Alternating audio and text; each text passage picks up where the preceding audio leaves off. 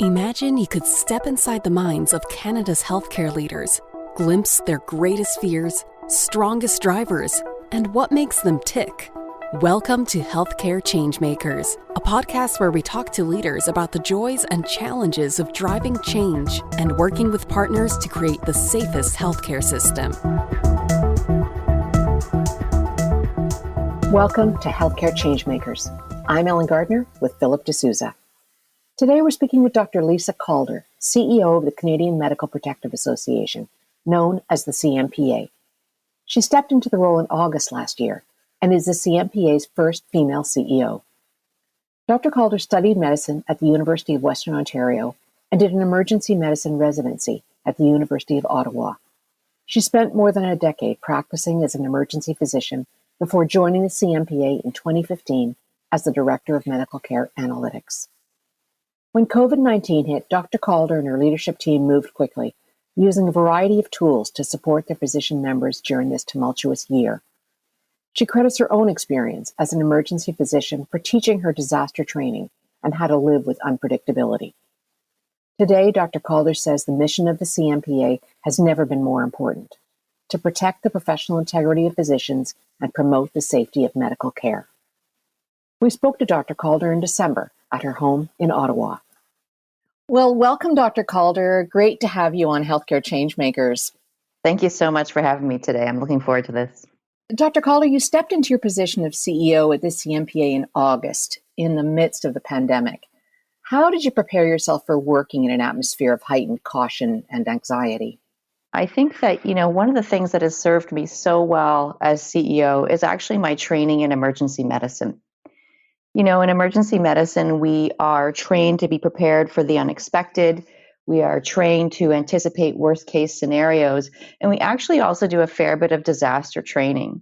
So for me, the concepts of being able to rapidly gather information, set clear priorities, and make sure that first and foremost, we're looking after our team, but that we have a sense of what's changing in the environment, how to respond, and do our best to try and be proactive and anticipate. Those are all skills I was able to bring to bear and were really transferable skills for me. Learning to live through a disaster and coping with a disaster and emerge, any kind of disaster might have certain characteristics, but a pandemic is different. I mean, have you felt like it's a very different kind of disaster or, difficult scenario to live with? I think for everyone who is living through this is exceptional, right? No one has the life experience to say, oh yeah, I've been through this before. I know exactly how this is going to unfold. There's no question, though, that it is very uncertain. There are lots of new stresses. And I think for me, one of the observations I would make about the pandemic that I think is particularly challenging is there are things that we can see that are right in front of us and are being reported in terms of numbers, but there are impacts that are more subtle on our well-being, on the way that we work together. And those are the ones that I find tricky to put my finger on and understand what are the more subtler changes that are happening to our society, to our way of working, to our ways of living that we need to also attend to. You've probably been hearing about those more subtle kinds of impacts from your members and from staff. What kinds of impacts are you hearing about from them? It is fundamentally changing the way we deliver healthcare. And for physicians, that creates both a great deal of stress and anxiety, but also I've been so inspired by the physicians who are also finding new opportunities as well. I think that there are some very real challenges for physicians in being able to provide the care that they want to provide in these really extreme conditions. There also, though, have been some really great stories of innovation in terms of how physicians are using virtual care in ways that we have never done before. And also, how to maintain connection with their patients, how to look at managing wait lists and wait times in innovative ways, and really thinking about how to help mobilize teams to be responsive and provide, the best care that they can in these rapidly changing conditions. Have you made it a point to try and uncover these stories?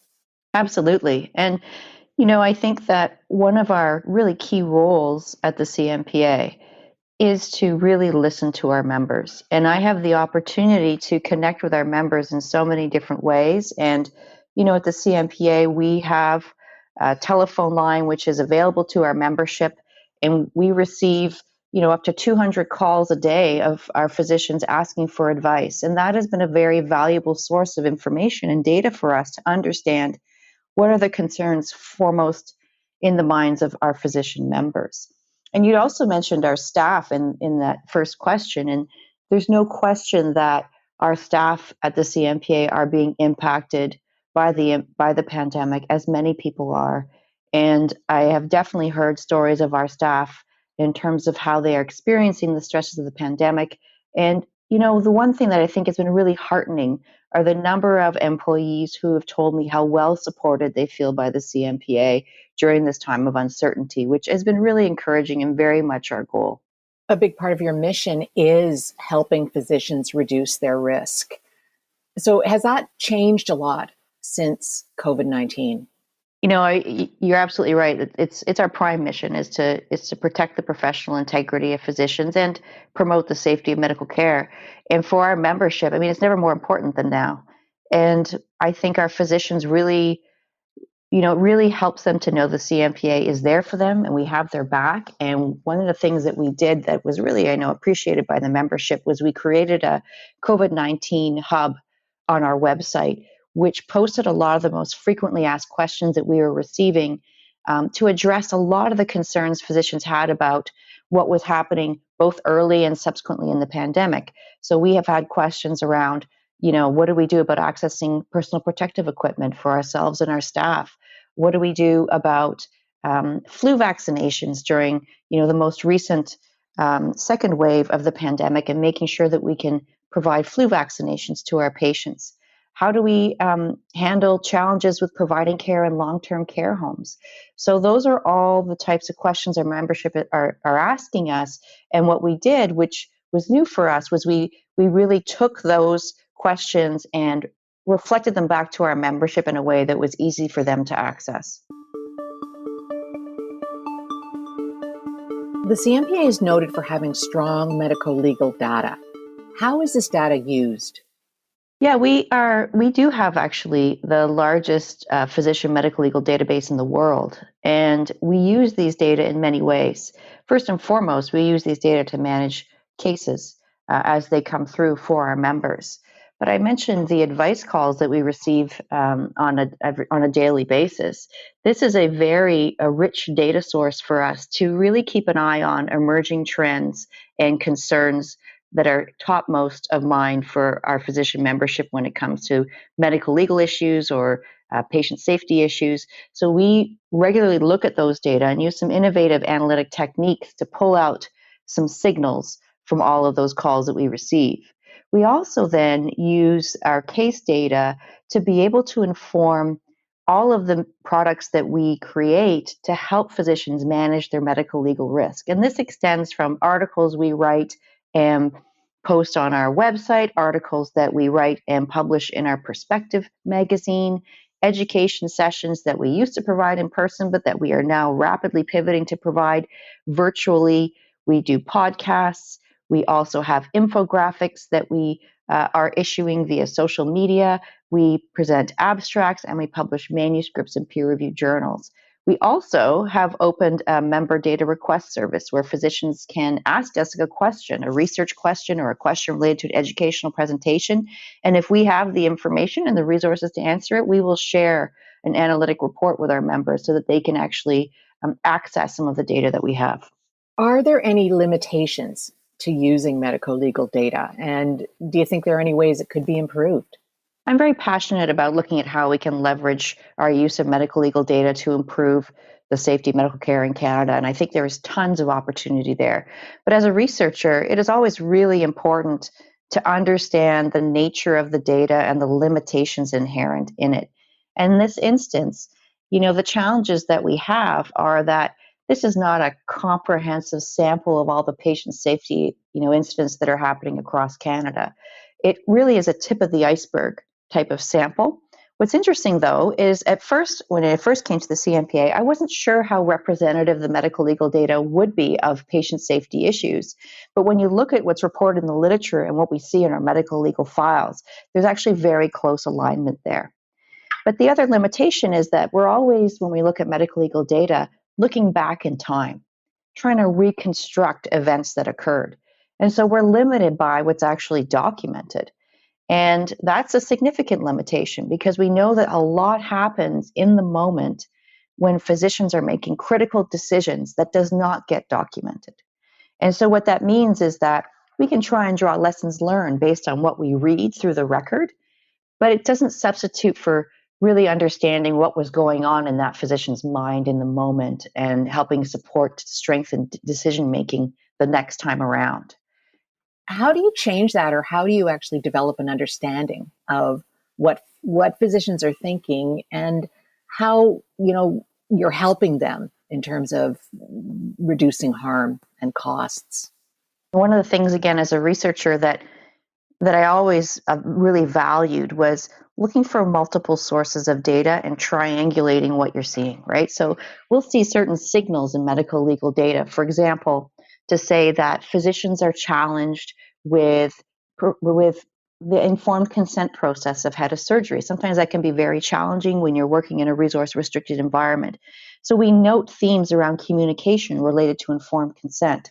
Well, that's what's, again, based on our sort of detective work through the record. The next part then is when we engage in our education sessions with our physician members, it's an opportunity for a dialogue.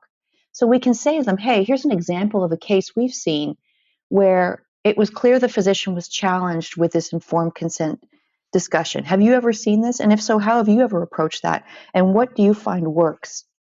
And that dialogue that we have on an ongoing basis with our members through our education efforts allows us to not only validate the findings that we see in our research with our medical legal data, but also help generate some of the solutions and ways that physicians can improve care. So there's a great opportunity for us to work with our membership to help us understand what we're seeing in our data, and other organizations who have complementary data sets can also help to fill out that picture.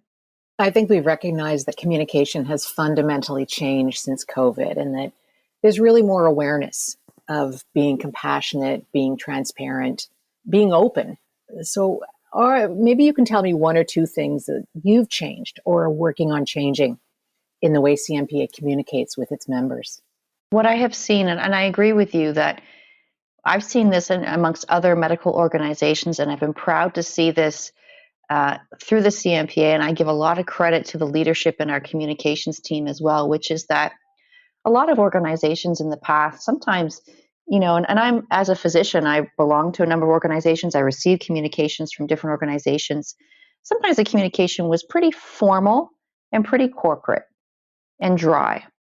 And I've seen a real shift, which I think is hugely positive, to a more of a personal tone to the communication, a more of a sharing struggles and a willingness to be humble and authentic on the part of leaders, and to reach out and basically say, look, I care about you and what you're going through, and I know that it's hard.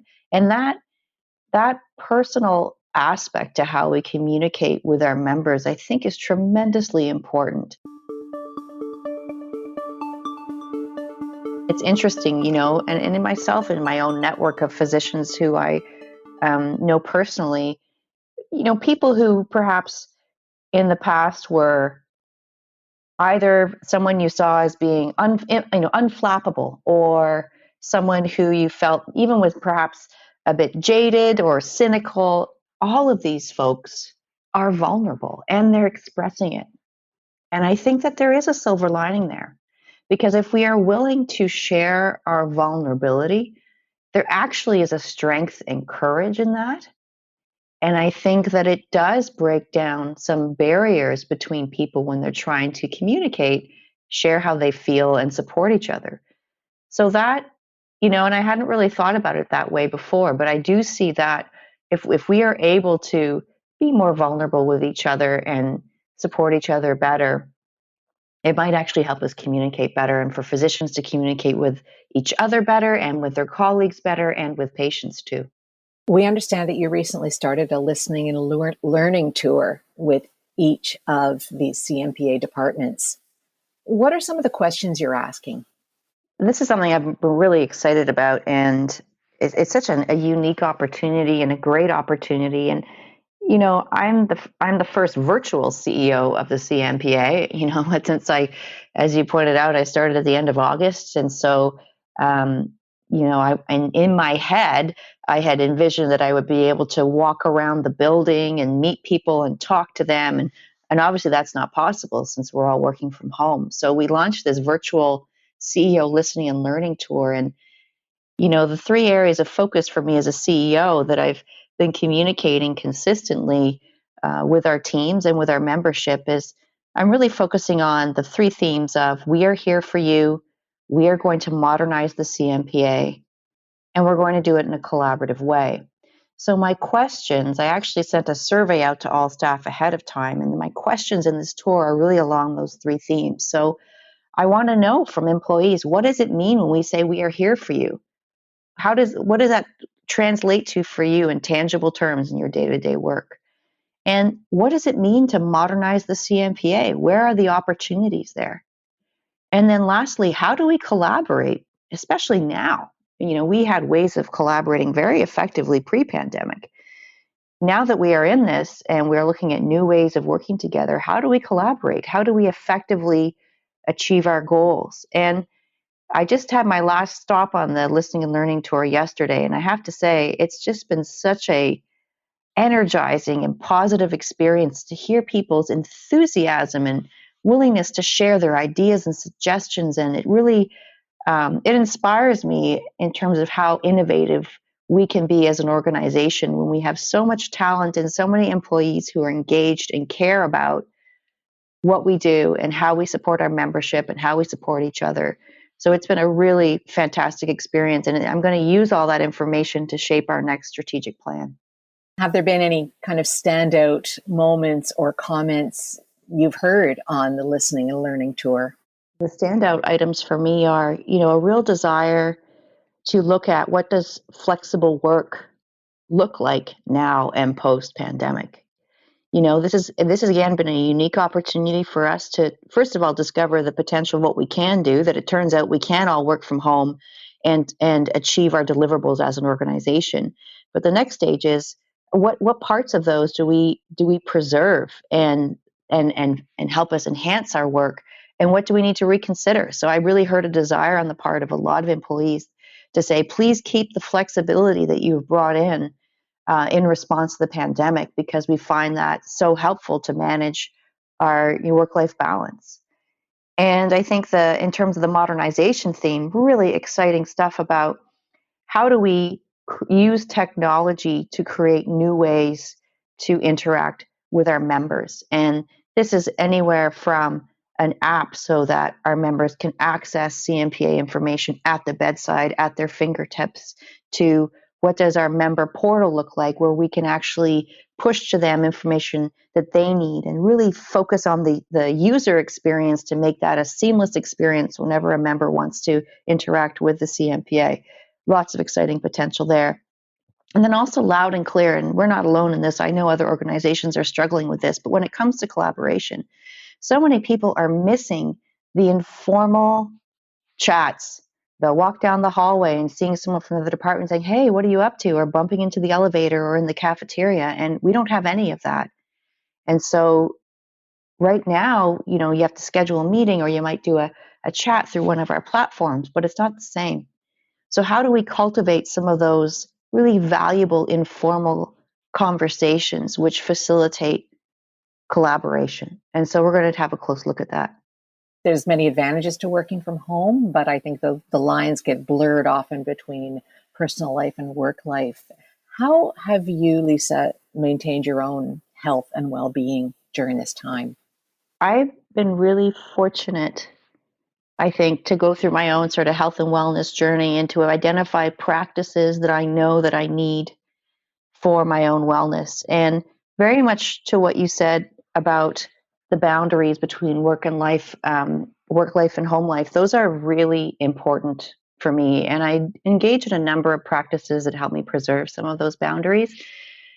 I'm also a big fan of mindfulness. I know it's not for everybody, but it definitely is for me. So, I do yoga practice every morning.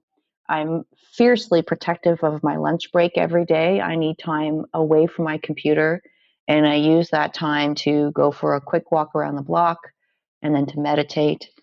And then at the end of the day, this has been actually one of the silver linings of the pandemic for me, is my husband and I both go for a walk at the end of the day. And that for me is very much about, it's my opportunity to just kind of debrief with him. And then after that, when we come home, my work is done. So I really use that as a line and a boundary. And when I feel quite strongly about this, and in the signature line of my email, I have a line that I learned from Dr. Mamta Gautam, who is an excellent coach and um, just wellness expert. And the line is, "I do not expect a response from you on evenings and weekends." And I've been working really hard with my team to reinforce that, which is that if some people feel like they need to send an email in the evening, that's fine. But sometimes we unwittingly create expectations in doing so, right? So if I send an email to my team at 10 o'clock at night, they might be like, holy cow, I should answer her right away. And that's not the intention. So I've said it explicitly, and my signature line says it, is that I don't expect a response then. And my team knows how to reach me urgently by text if they need to, but I really do my best not to check my email in the evenings and weekends to preserve some of those boundaries. And I think that's quite important. Have you, in your career as a physician and as a researcher and an educator, have you, taken in a lot of lessons from other leaders who you've been exposed to in your life? So many, yeah.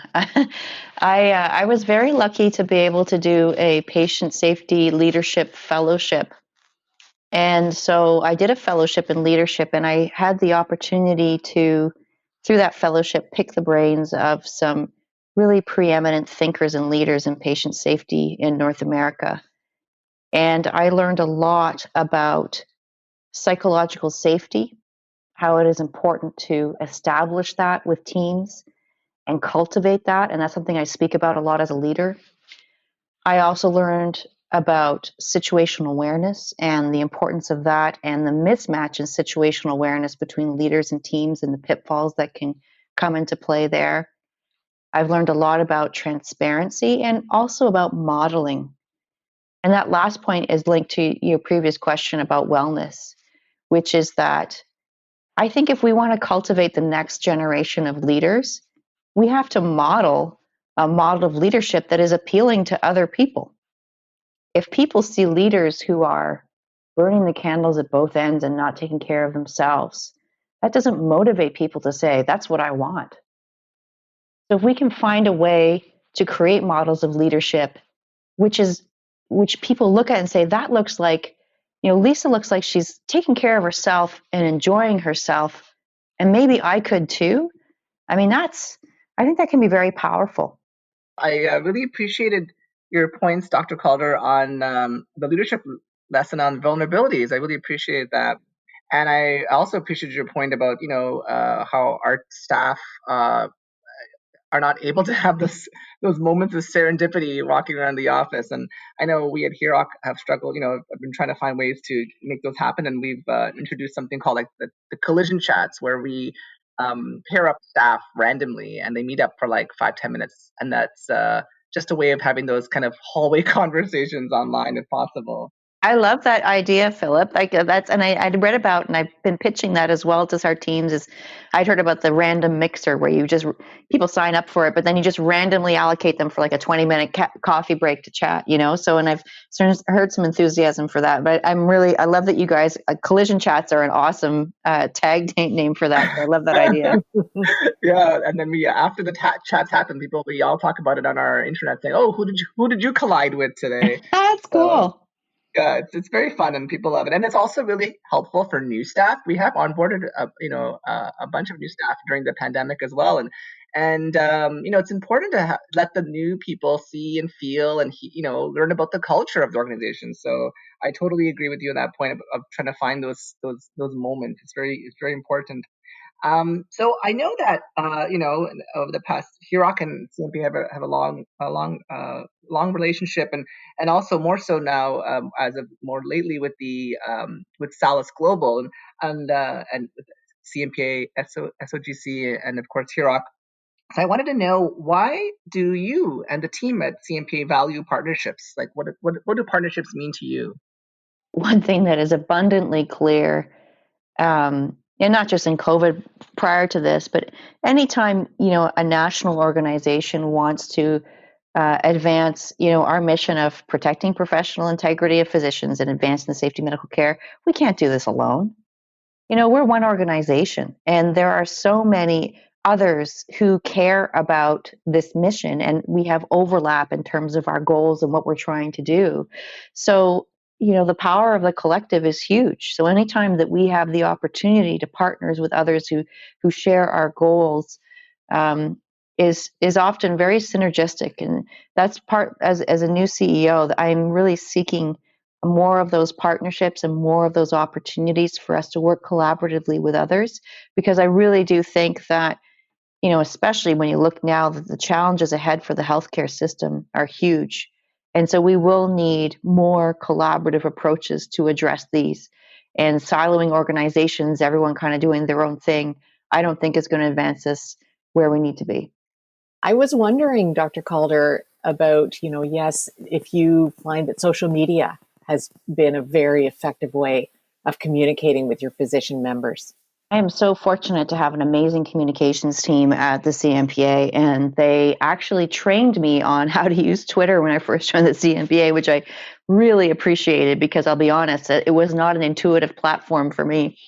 And it's a fantastic way. There's a very active medical Twitter community in Canada, and it's a great way for us to engage and exchange ideas with our physician members and share some of our resources. So that is part of one of the things that I have asked for as the new CEO, is we're developing a social media strategy now, so that we will have even sort of more ways to be innovative and share with our membership some of our ideas, and have a dialogue of among some of the challenges that our physician members are facing when they're trying to provide safe medical care. So we are moving into the lightning round part of the interview, Dr. Calder, and I'm just going to ask a few quick questions and just give us, the first thing that comes into your mind. So, Sure. First question is, what was your first job? Selling windows. It was awful.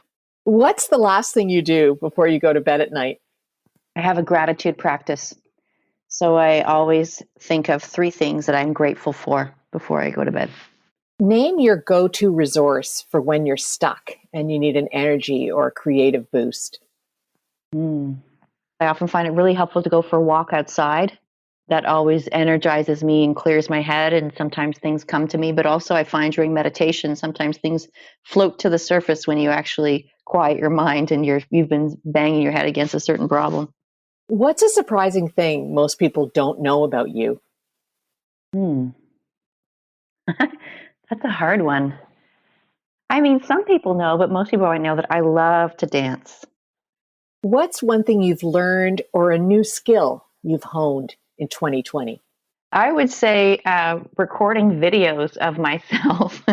As again, a virtual CEO, I've been embracing using video messages, short videos, to share with our staff, and that definitely was a new skill for me. And it took me a little while to get comfortable with that, and I'm becoming more comfortable. But that's been an interesting new challenge, and thankfully, so far it seems to be going well. And I think I'm gradually getting better at it. Finish this sentence. If I wasn't in healthcare, I'd be working as a researcher. But that was my plan before I, when I applied for medical school, my backup plan was to do a master's of epidemiology and work as an epidemiologist. Now I did end up doing that. In my residency, I did my master's of epidemiology, and I did end up becoming a researcher. But even if I didn't get into medicine, I knew that was something I was passionate about, was just being curious and being able to answer, compelling questions. Is there an interesting alignment there between emergency medicine and epidemiology? For sure. Yeah, there definitely there is. And, epidemiology, there are so many aspects, but one of the things that really helped me in my emergency medicine career was learning to evaluate and be critical of evidence. So, a lot of the times we look to evidence to support our decision making in medicine, and we don't have evidence for a lot of what we do, but for a lot of the contentious and challenging, decisions that we make in emergency medicine, we seek out evidence. And then when you have a whole bunch of studies, it's like, well, what do you do with that? And how do you decide how you're going to practice? And so epidemiology really helped me sift through that evidence and have the confidence to be critical of what I was reading and make sure that, when I was attempting to, practice evidence-based medicine, that I could be confident that I had the skills to appraise that evidence effectively. I really want to thank you, Dr. Calder, for speaking with us today. It was just a pleasure talking to you. Thank you, Ellen. The pleasure was mine. I really enjoyed it too. Thanks for inviting me. Thank you for listening. You can hear more episodes of Healthcare Changemakers on our website, heroc.com, and on your favorite podcasting apps. If you like what you hear, please rate us or post a review. Healthcare Changemakers is recorded by HEROC's communications and marketing team and produced by Podfly Productions. Follow us on Twitter at HEROC Group or email us at communications@heroc.com. We'd love to hear from you.